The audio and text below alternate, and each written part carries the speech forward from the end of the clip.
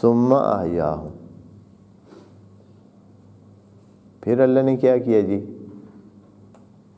جو صحیح والی کہانی وہ یہ ہے کہ جب ان کو صحیح ذلیل و خوار کیا نا خدا کریم نے، ذلت اور خواری میں رکھا، یعنی وہاں سے تو بھاگ گئے، سمجھا کہ موت سے بچ جائیں گے، جب باہر گئے تو اپنے گھروں کو چھوڑ کر گئے، اب جب باہر رہیں گے، نئے سرے سے زندگی شروع کریں گے،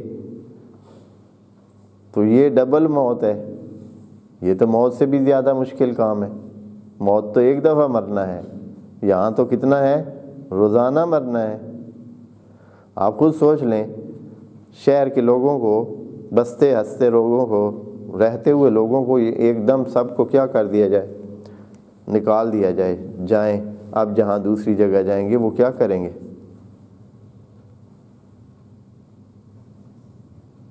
وہاں زندگی بنانی ہے، ابھی زندگی وہاں شروع کرنی ہے، بنانی ہے۔ نہ کوئی گھر ہے، نہ کوئی بار ہے، نہ کوئی روزی کے وسائل ہے، نہ پانی ہے، نہ ہی دوسرے وسائل سے، سب چیزیں خود سے بنانی ہیں۔ اگر نہیں ہے کوئی شہر، اگر کسی شہر میں جانا ہے تو آگے شہر والے لوگ تھوڑے ہی کہیں گے کہ اچھا آ جائیں آپ، بسم اللہ، یہ آپ کے لیے گھر کھڑے ہیں، یہ آپ کے لیے انتظام ہے، کل سے یہاں پر کام پر آ جانا اور زندگی شروع کریں۔ ایسے ہوگا؟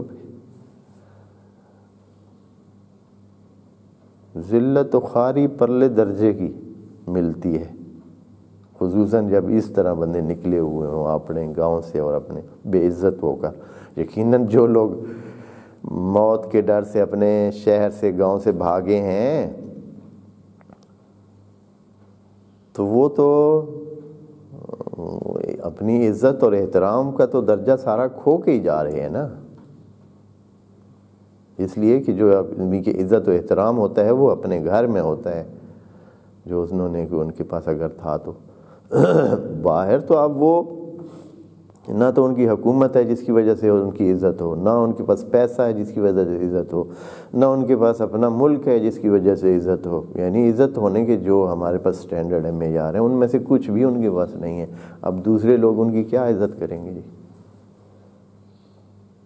جیسے مہاجر یا دوسرے لوگ آتے ہیں دوسرے ملکوں میں، تو ان کا وہاں کیا حال ہوتا ہے خدا بہتر جانتا ہے، کس انداز میں وہ لوگ دیکھتے ہیں۔ وہ شاید اپنے بعض اوقات اپنے جانور جو ان کے گھریلو ہوتے ہیں ان کا احترام زیادہ ہوتا ہے، اور یہ جو انسان ان کے پاس کام کرتا ہے اس انسان کا احترام نہیں ہوتا ہے۔ حقائق ہیں۔ تو اب خدا کریم نے ان کو کہا تھا کہ موتو، اب ذلیل و خوار ہو۔ جب ذلیل و خوار ہوئے نا تو ان میں سے کچھ جاگے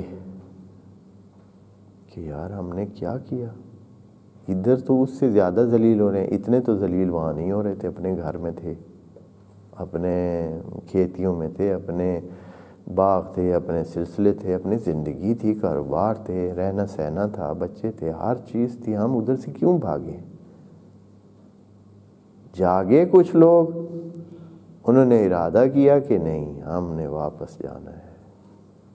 ثم احیاہم، تو اللہ نے ان کے اندر کیا، جب بہت ذلیل و خوار ہو چکے ٹھیک سے، تو خدا کریم نے ان کو جگایا۔ احیاہم یعنی ان کو زندہ کیا۔ وہ مر چکے تھے، ایک قسم کا مرنا ہی تھا، اپنے ادھر سے نکل کر باہر آنا اور ذلیل و خوار ہونا۔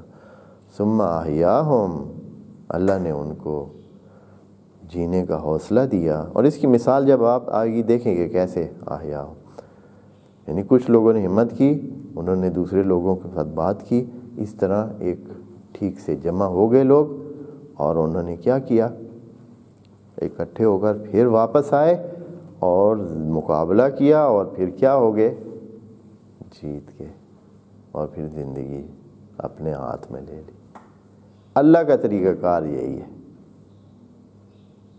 اس میں اللہ نے مختصر انداز میں اپنا طریقہ بتا دیا ہے کہ آپ کیا کرتے ہیں میں اس کے مطابق کروں گا۔ اگر آپ مرنے کے ہی سوچ چکے ہیں، آپ اگر جاہل رہنے کا سوچ چکے ہیں، تو میں آپ کو جاہل رہنے کے لیے وسائل فراہم کروں گا۔ آپ بے ایمان ہونا چاہتے ہیں، میں آپ کو بے ایمان ہونے کے لیے وسائل فراہم کروں گا۔ آپ دھوکہ باز بننا چاہتے ہیں، میں آپ کو دھوکہ باز بننے کے لیے چالاکیاں بھی سکھاؤں گا۔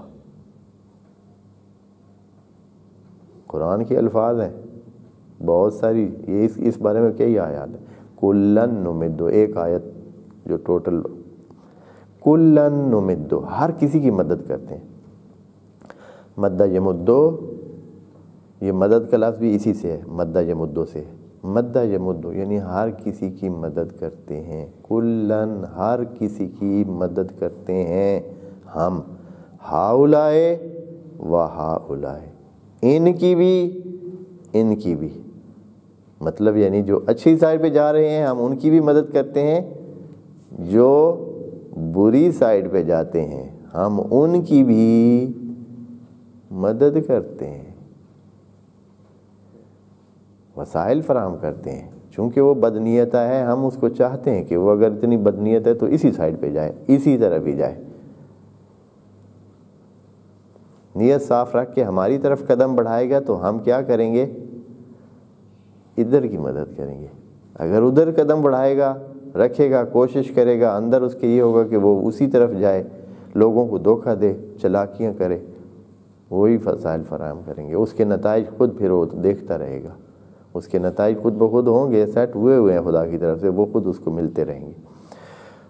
عجیب ہے، آپ پتہ نہیں، ہم بعض بار سوچتے ہیں یار یہ اس نے کیسے سوچا، یہ کس طرح کیا، یہ بڑا غرض کا ایک بندہ کوئی چوری کرتے ہیں تو وہ پتہ نہیں کس انداز میں، بعض پچھلے تھوڑے سے عرصے پہلے لوگ جو ہے نا، یہ جو چور ہوتے تھے وہ گھر میں سوئے ہوئے لوگ ہوتے تھے، گھر میں بندے ہیں، گھر میں بندے رہ رہے ہیں، گرمیوں کا موسم میں باہر سوئے ہوئے ہیں، وہ کمرے کے پیچھے، گھر کے پیچھے سے پکی دیوار میں سے اینٹیں نکال کر،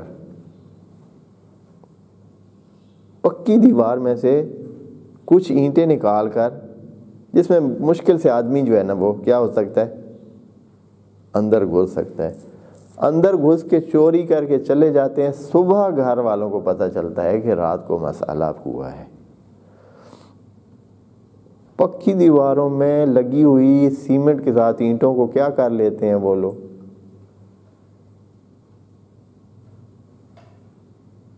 اب بندہ سوچتا رہتا ہے یار یہ کیسے ہوا ہے، کس طرح، یہ کیا مہارت تھی۔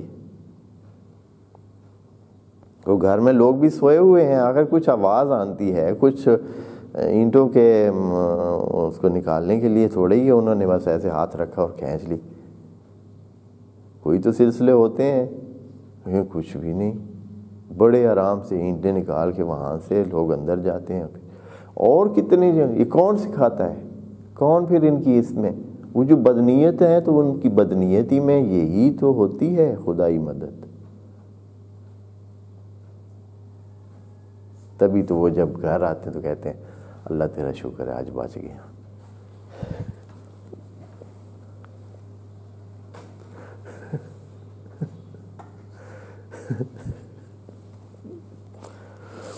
ہاں، اور گھر جا کر شکریہ بھی کرتے ہیں اللہ کا۔ خوب یہ خدا کریم فرما رہا ہے کہ جو اس سائڈ پہ جائے گا تو ہم اس کو اسی سائڈ پہ ہی، موت سے بھاگے ہیں، موت کے ڈر سے ہم نے کہا پھر مریں، یعنی موت سے جب بھاگے ہیں تو اپنے ذلیل خوار ہونے کا انہوں نے انتظام کیا ہے، ہم نے بھی ان کو کہا کہ اور بھی زیادہ ذلیل و خوار ہو۔ یہ موت اصلی موت نہیں تھی، چونکہ یہ موت کا لفظ جو ہے اور احیا کا لفظ موت سے ہٹ کر بھی بہت جگہ استعمال ہوتا ہے قرآن میں۔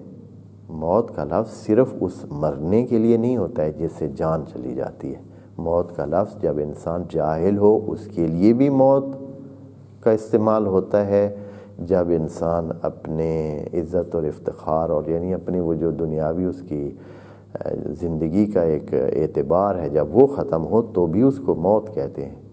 جیسے لوگ کہتے نہیں ہیں کہ آپ نے تو مرنے سے پہلے ہی مجھے مار دیا ہے، ہاں، یا جو کردار کی موت ہوتی ہے، کردار کی موت ہوتی ہے، یہ بھی موت ہی ہوتی ہے۔ دوسری طرف احیا جو ہے یعنی زندہ کرنا، وہ بھی جب بندہ کافر ہوتا ہے تو اللہ نے ان کو مرے ہوئے لوگ قرار دیا ہے، اور جب وہ مومن ہو جاتے ہیں تو ان کو کہا ہے کہ یہ اب زندہ ہو گئے۔ دعاکم اذا دعاکم لما یحییکم، یہ پیغمبر آپ کو دعوت دیتا ہے اس چیز کی طرف جو آپ کو زندہ کرتا ہے۔ اللہ ہم مرے ہوئے ہیں پہلے بھائی، یعنی جو کافر ہوتے ہیں وہ مرے ہوئے ہوتے ہیں۔ اللہ کہتے ہیں ہاں وہ جب اب جو زندہ ہو رہے ہیں تو اس کا مطلب ہے پہلے کیا تھے؟ مرے ہوئے۔ بس کفر کی حالت موت کی حالت ہے، جہالت کی حالت موت کی حالت۔ ایک جاہل بندہ مرا ہوا ہوتا ہے، وہ زندہ بندہ نہیں ہوتا ہے، زندگی علم سے ہوتی ہے۔ وہی مرے ہوئے اور زندہ بندے میں کیا ہے؟ مرے ہوئے کو کچھ نہیں پتہ چلتا ہے، اور زندہ کو کیا ہوتا ہے؟ پتہ چلتا ہے۔ جاہل کو نہیں پتہ چلتا ہے اور عالم کو پتہ چلتا ہے۔